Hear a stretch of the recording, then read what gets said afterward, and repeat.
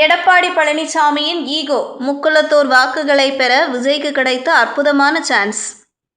அதிமுகவில் நடந்து வரும் சம்பவங்கள் காரணமாக முக்குளத்தூர் சமூக வாக்குகளை தாவேக தலைவர் விஜய் அறுவடை செய்வதற்கு அற்புதமான சான்ஸ் கிடைத்திருப்பதாக பார்க்கப்படுகிறது.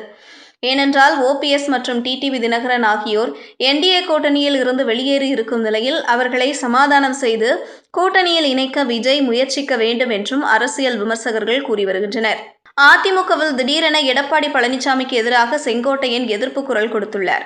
இதனால் மீண்டும் அதிமுக ஒன்றிணைய வேண்டும் என்ற குரல்கள் அதிகரித்துள்ளன.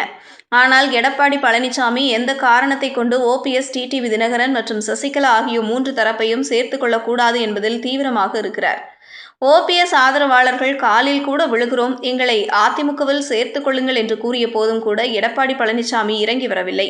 அது மட்டுமல்லாமல் தேசிய ஜனநாயக கூட்டணியில் இருந்தும் ஓபிஎஸ் மற்றும் டிடிவி தினகரன் தரப்பு வெளியேறியிருக்கிறது. இருவரும் என்டிஏ கூட்டணியில் இணைய விருப்பம் தெரிவித்திருந்தாலும் எடப்பாடி பழனிசாமி ஒப்புக்கொள்வது சந்தேகம்தான்.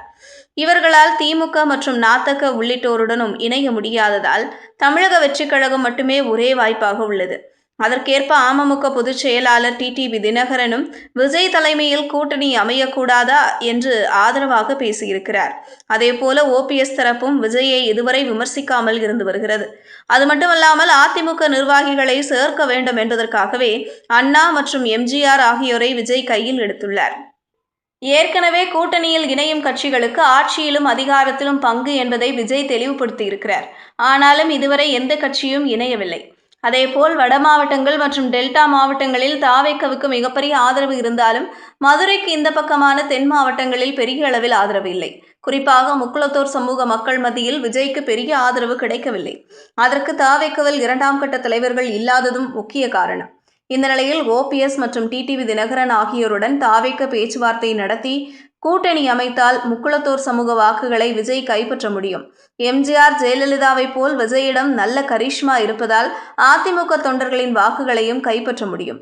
இந்த சான்ஸை விஜய் பயன்படுத்திக் கொள்வாரா என்ற கேள்வி எழுந்துள்ளது.